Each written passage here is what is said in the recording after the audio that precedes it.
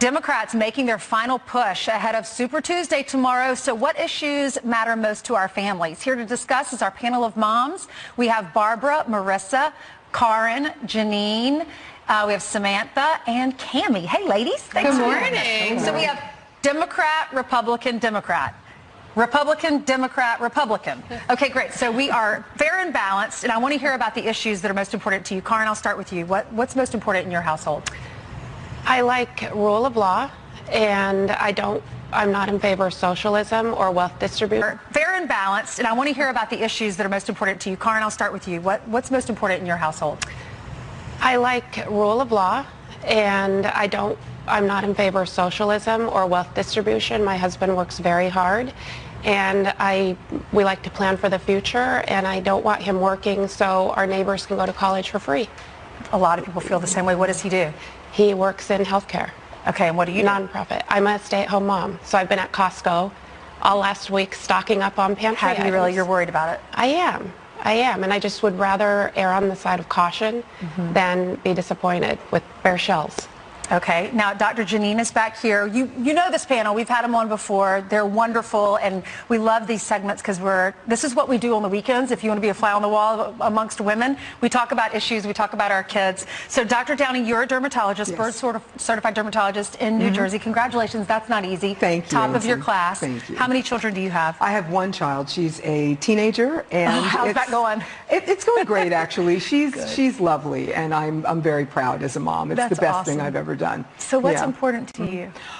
In terms of what's important to me, education is important to me, access to education. I don't necessarily want free education like you just said. I want access to education. I think that there should be good public educations through high school. Healthcare is absolutely critical. Somebody on this panel just recovered from cancer. Curing cancer, access to healthcare, access to proper prescription drugs, access to the things that we need. Insulin should not be as expensive as it is. It's ridiculous. I agree. And then in terms of gun control, I'm worried about guns. I'm worried about the safety of our children and ourselves in this society with people walking around with guns all the time. Well, as a Democrat, what do you think about Bernie Sanders' plan? As a doctor, the health care plan and free college for everyone, how are we going to pay for that? Okay. You probably do very well. So I am a Biden girl or a Bloomberg girl. I am not a Bernie girl at all. That being said, I want to defeat Trump. So I would be a Bernie girl if I had to be a Bernie girl. I am not for Medicare for all at all. I do not think it's going to work, but we have the Congress and we have the Senate to check that, so that will not work. In terms of free colleges, that will also not work. And so we have somebody to check him if he does get in. I'm confident of that. Now, Barbara, I know you're a mom. You had stage 3 colon cancer 3 years ago. You beat it. Congratulations. Thank you. So what's important to you? Is it health care that's most important? Healthcare absolutely is most important. I'm also single, so I have to make sure that healthcare is always going to be affordable.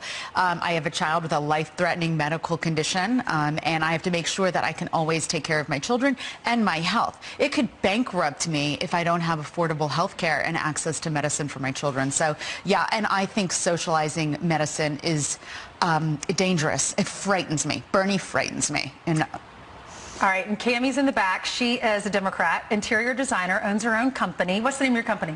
Cammie Reese Design. Okay, sounds good. You have 2 daughters. I do. Lucky ducks. They're going to have beautiful dorm rooms and houses one day. All right, so what concerns you the most, Cammie? Well, I think Barbara hit on something, like by using the word fear. I think there's a lot of fear out there, and the idea that that we wouldn't have, that as a Democrat, that I wouldn't have somebody who was running, who was moderate, who was sensible to do things slowly and carefully and in a way with the Senate and Congress to make sure that everything is checked and balanced, and that it was actually feasible, and that it wouldn't disrupt our job market, which it's important for that to be strong. So to have somebody who's moderate, but who also is paying attention to things like gun control, healthcare for all, the environment, and doing it in a way that is methodical and thoughtful. Which candidate do you like? I like Joe Biden. So how do you feel about Bernie Sanders dividing? Well, I mean, many say he's not dividing, they're dividing, but there's division in the Democratic Party. Well, I actually love Mike Bloomberg, having been a New Yorker and lived through what he did to this city. I think he worked magic here. But I don't know that he's the best candidate, and so that's why I'm I'm supporting Biden, but I feel that I'll support whoever is on the Democratic ticket, but I would love to be able to really throw my full weight behind somebody who was moderate and willing to understand. I think any extreme is scary. And I think, like you were saying about the virus, I think we're all sort of scared right now. And the idea that we would have consistent and fact-based information would be really assuring to everybody. Marissa, what are you doing in your home? I know you're a mother. You're writing a children's book. Your son is 4 years old, same age as my daughter, and he's really into politics. He's very into politics. I took him to vote in a local election in November, and we knew the person who was running. So he said, Mommy, I'm going to go see them run, but where's the race? So I don't understand this. So that inspired me to then talk to a bunch of we knew the person who was running. So he said, Mommy, I'm going to go see them run, but where's the race? So I don't understand this. So that inspired me to then talk to a bunch of my friends. So I don't understand this. So that inspired me to then talk to a bunch of my friends and say, you know what, we need to educate our little people about politics. So it's going to be called Off to the Races. It's in its very early stages, but he's my inspiration for everything. What a great story. I grew up in a household, my father's a Democrat, my mother's a Republican, and I always, made my own choices. And my son loves the president. I've told him you love and respect the office of the presidency, and he does. He's very into watching everybody on TV. All right, so this weekend, all of my girlfriends were talking about coronavirus. Yeah. Were yours? Yes. What are your thoughts? So I think that it's brand new, and anything that's unknown is extremely scary. If they called it flu strain C, I think that people would be a little bit less panicked.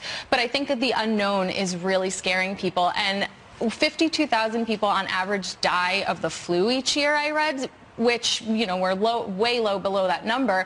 I just think it's really the unknown. But my girlfriend was texting me. She's like, oh, my husband said don't get the masks. They don't work. And I think nobody knows what's coming, and nobody really knows how to prevent it. Samantha, are you having discussions? You have middle school girls.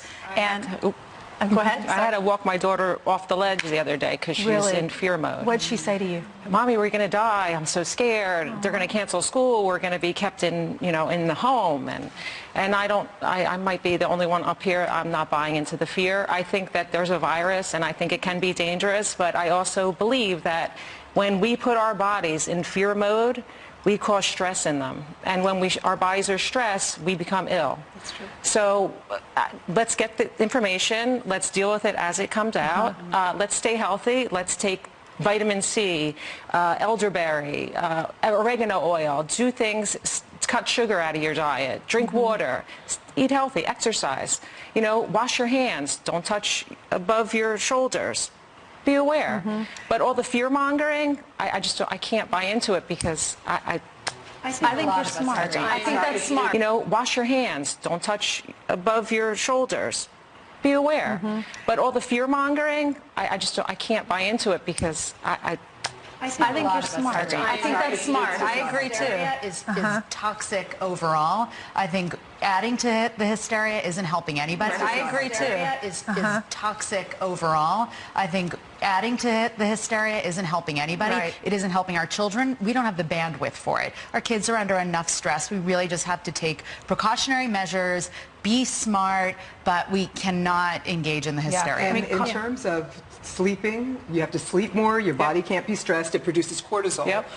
Is what you were trying to say just now. And that makes you more stressed. For those that smoke or vape, now's an excellent time to quit because your lungs are already compromised. Okay? We need to wash our hands. We shouldn't be as kissy-kissy as we usually are right now. But quite frankly, this is what, a 2% mortality rate. The flu right now is a 1% mortality rate. Somebody quoted the flu this year. The flu this year is now over 10,000 deaths. So we just need to be smart. It's going to mostly affect the disabled and the elderly more than anybody else. Not like that's a good thing, but I'm just pointing out those facts. We need to wash our hands. We need to be careful. We need to be cautious and be smart. But we don't need to be in panic mode and all. We shouldn't be old and the elderly more than anybody else. Not like that's a good thing, but I'm just pointing out those facts. We need to wash our hands. We need to be careful. We need to be cautious and be smart. But we don't need to be in panic mode and all. We shouldn't be, emptying the shelves shelves and afraid to go to Chinatown and all the rest of this stuff. It's just not helpful.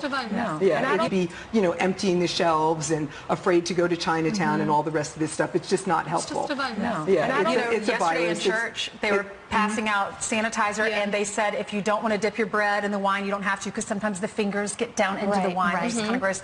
But then when we did the peace, some people were shaking hands, some were not. And that's okay. It is okay. All right, Karen, you talked about going to Costco. What were some of the conversations, and what do you want the government to do? What do you want to hear from our government? I was actually just talking about this with my husband, and we were almost thinking that maybe every night at 6:30 there should be like a quick update if the virus is spread, or, you know, some kind of geographic information, because I would personally like to know if it's near me.